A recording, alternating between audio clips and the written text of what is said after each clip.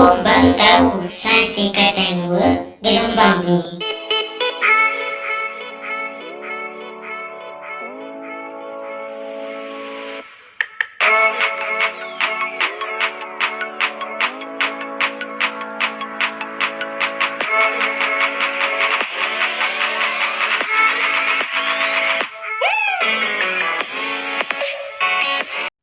Bunyi ialah satu bentuk tenaga yang dihasilkan oleh getaran.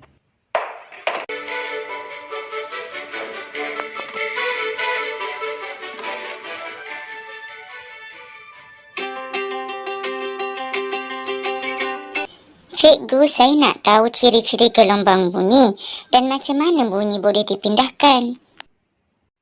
Ciri-ciri gelombang bunyi ialah: pertama, memerlukan medium untuk perambatan. Kedua, boleh bergerak melalui pepejal, cecair dan gas. Ketiga, tidak dapat bergerak melalui vacuum. Keempat, boleh dipantulkan.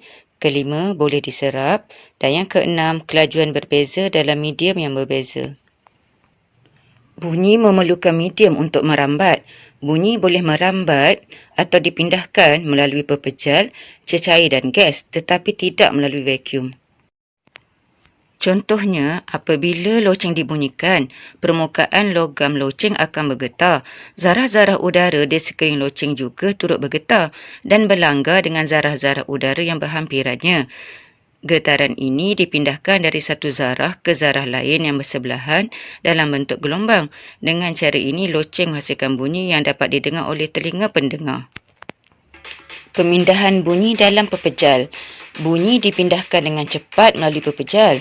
Apabila zarah-zarah pada satu hujung pepejal mula bergetar, getaran itu menyebabkan zarah-zarah yang bersebelahan turut bergetar dengan pantas kerana zarah-zarah pepejal tersusun rapat. Pemindahan bunyi dalam cecair. Susunan zarah-zarah dalam cecair yang kurang rapat menyebabkan getaran bunyi dipindahkan dengan perlahan berbanding dengan pepejal. Yang ketiga, pemindahan bunyi dalam gas. Gelombang bunyi merambat melalui gas dengan sangat perlahan kerana susunan zarah-zarah gas yang berjauhan antara satu sama lain melambatkan pemindahan getaran. Cikgu, betul ke bunyi tu boleh dipantulkan dan diserap?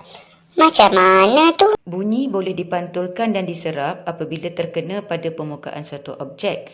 Kita buktikan bunyi boleh dipantulkan melalui aktiviti berikut. Sediakan dua batang objek silinder ataupun pipe yang berlubang kedua-dua hujungnya. Kita dekatkan pada dinding dan pastikan juga meja dialas dengan cardboard. Cuba dengar jam berdetik. Adjust pipe berdekatan dengan telinga sehingga dapat dengar dengan jelas. Inilah satu contoh pantulan bunyi.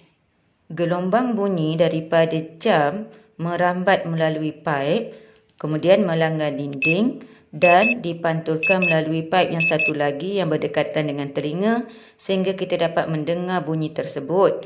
Kita boleh lihat sudut tuju bunyi sama dengan sudut pantulan bunyi.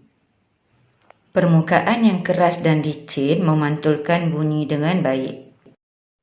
Cuba kawan-kawan fikir, apakah pemantul yang baik dalam rumah ni? Cuba fikir. Ya, betul. Pemantul yang baik tu seperti dinding konkrit, jubin marmar dan juga cermin tingkap. Permukaan yang lembut dan kasar menyerap bunyi dengan baik. Ingat mnemonik ni, pancing keli, simpan, kasih leman.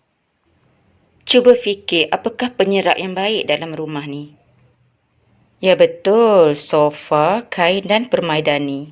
Cikgu, apakah perbezaan di antara kenyaringan bunyi dan kelangsingan bunyi? Kekuatan dan kenyaringan bunyi bergantung pada amplitud gelombang bunyi. Apabila amplitud bertambah, maka kenyaringan bunyi juga akan turut bertambah. Kelangsingan bunyi bergantung pada frekuensi gelombang bunyi. Apabila frekuensi gelombang bertambah, kelangsingan bunyi turut bertambah. Frekuensi diukur dalam unit Hertz. Apakah maksud amplitud? Amplitud suatu gelombang ialah sesaran maksimum daripada kedudukan keseimbangannya. Sila lihat pada graf. Sesaran maksimum pada graf itu kita namakan dia sebagai amplitud. Frekuensi tu apa pula ya? Frekuensi ialah bilangan ayunan lengkap yang terhasil dalam masa 1 saat. Cuba lihat pada graf, dalam masa 1 saat, berapakah gelombang lengkap yang terhasil? Cikgu, saya ada pneumonik. Nanti Aina lawat Farah. Nanti nyaring Aina amplitude, lawat langsing, Farah frekuensi. Maknanya, kenyaringan bergantung kepada amplitude dan kelangsingan bergantung pada frekuensi. Betul tak cikgu? Betul, Aina. Kreatif sungguh kamu. Bagus-bagus, pelajar yang bijak. Kenyaringan bunyi. Semua mesti faham dahulu konsep penting ni ya. Apabila amplitude bertambah, kenyaringan bunyi bertambah. Bermakna bunyi semakin kuat dan sebaliknya. Graf yang manakah menghasilkan bunyi yang paling nyaring? Ya betul, graf hitam yang paling nyaring. Sebab apa?